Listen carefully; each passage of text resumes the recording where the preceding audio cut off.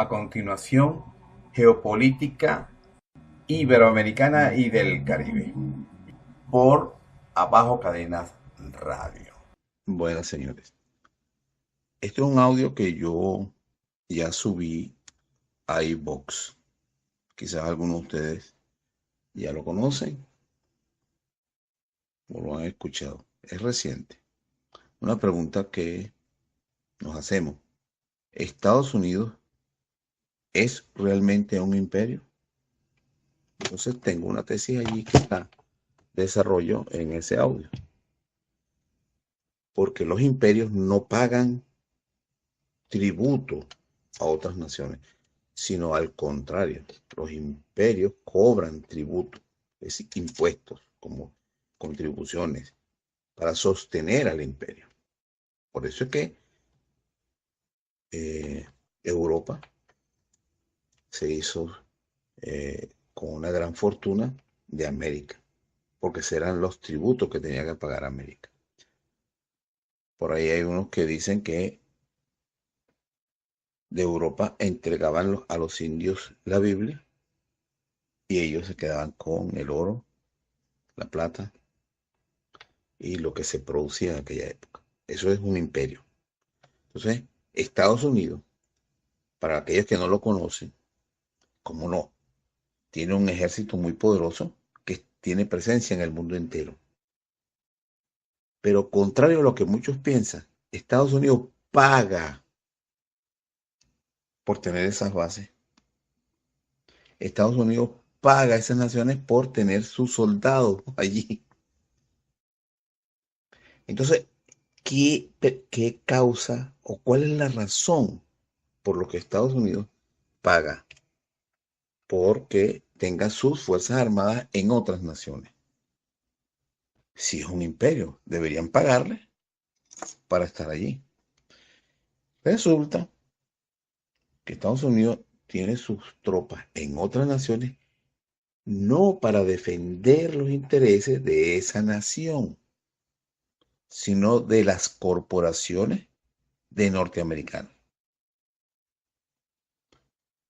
que la mayoría de ellas no pagan impuestos dentro de los Estados Unidos, pero ellos tienen el poder de poner en el gobierno agentes de su nómina, ejecutivos de sus empresas. Entonces simplemente usan a la nación norteamericana como ejército privado para que defienda sus intereses. Por esa es la razón que se ve al Estado, al gobierno, pagando por tener tropas, armamento, para custodiar los intereses de las empresas privadas. Por eso es que Estados Unidos no es un imperio. El imperio en todo caso sería las megacorporaciones que reciben como tributo por parte de los Estados Unidos y otras naciones el pago en soldados y equipos militares para proteger sus intereses. Porque quizás alguno no lo sepa, pero Estados Unidos, para construir todo el aparato y mantener todo el sistema militar que tiene, satélites, portaaviones, aviones, todo eso lo paga con deuda. Contrae deuda con la banca. Y para lo único que se utiliza es para cuidar los intereses económicos y estratégicos de las corporaciones. Porque ¿en qué cabeza cabe creer la mentira, por ejemplo, que Venezuela es una amenaza eminente y extraordinaria de los Estados Unidos contra los Estados Unidos? Es una cosa que llama risa. Siria, Libia. Pero cuando tú ves lo que hay ahí de riqueza en petróleo, entonces petróleo que Estados Unidos como nación no tiene una acción o es propietaria de alguna empresa petrolera, como si es Venezuela de la estatal PDVSA. o en Libia, como son algunos, que sí, el Estado sí es dueño. Pero en los Estados Unidos, el gobierno federal no es dueño de nada de eso. Entonces, está defendiendo son los intereses de las petroleras, en ese caso, de las mineras, del comercio internacional, no los intereses específicamente del pueblo norteamericano, sino de un sector, que por cierto, y yo hago énfasis en esto, tú dices, bueno, está defendiendo las megacorporaciones norteamericanas, está bien, pero las megacorporaciones norteamericanas, la mayoría tienen sus principales oficinas en otros países donde evaden los impuestos de las ganancias para no pagarlo en los Estados Unidos. Entonces, no son, diríamos, empresas realmente norteamericanas, pero tienen el poder de que los políticos en el gobierno de Estados Unidos trabajen para ellos. Mientras el que paga la factura es el pueblo norteamericano, porque el gobierno tiene que pagarle intereses a esos préstamos que incurre el gobierno federal cuando emite bonos y se los entrega a la Reserva Federal y ellos emiten el dinero para poder funcionar. Eso lo pagan el norteamericano con trabajo, el trabajador.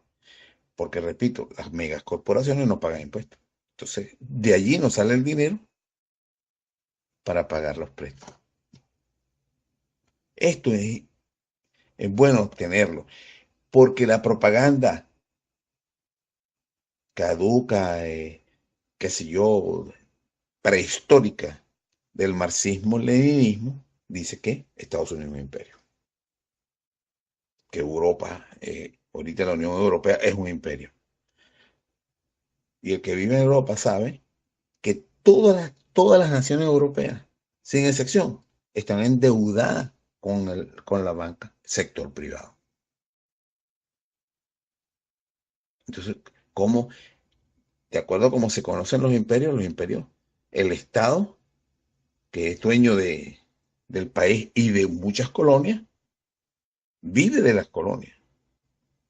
Estados Unidos no vive en ninguna supuesta colonia o posesión que tiene. No le pagan impuestos, no les pagan tributo a los Estados Unidos. A las corporaciones que entran a explotar la riqueza de ese país. Esos son los que se llevan la ganancia de la ocupación, pues. Entonces, esa idea es para distraer, para engañar. Y los encargados de ese engaño es el marxismo-leninismo. ¿Qué tal? El que dice que defiende a las personas y a los seres humanos, pero a la final, el comunismo, marxismo-leninismo, termina convirtiéndose en una megacorporación porque son dueños de toda la riqueza de esa nación. El mejor ejemplo lo vemos China, Vietnam, al punto de que es tan descarada el asunto que ahorita el secretario de Estado de los Estados Unidos, señor Mike Pompeo, en una visita que hizo a Vietnam, se dirigió a los coreanos y les dijo, el modelo que nosotros queremos para Corea del Norte es el modelo de Vietnam. El modelo de Vietnam es que, como ustedes pueden ver, después de haber tenido la guerra esa, todo eso se pasó a un lado y Vietnam permitió el ingreso de los inversionistas norteamericanos en Vietnam. Es decir, le está diciendo a Corea que si abre su frontera, van a ir inversionistas de Estados Unidos. Ya no va a tener que depender de las inversiones chinas ni japonesas, sino de norteamericanos. ¿A quién están promocionando Estados Unidos ahí? Su agenda, sino la agenda de las megacorporaciones. Entonces, ahí ustedes se dan cuenta, no le están diciendo tienes que dejar de ser comunista, sino tienes que permitir la inversión de las megacorporaciones en tu territorio.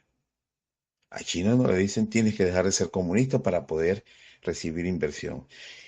Es más, esta guerra económica que estamos viendo ahorita, en mi opinión, es orquestada. Los dos están de acuerdo. ¿Saben por qué? Porque resulta que el mundo va hacia la producción robotizada. Ustedes saben lo que significa eso, ¿no? Que los seres humanos van a ir o están siendo poco a poco desplazados por robot.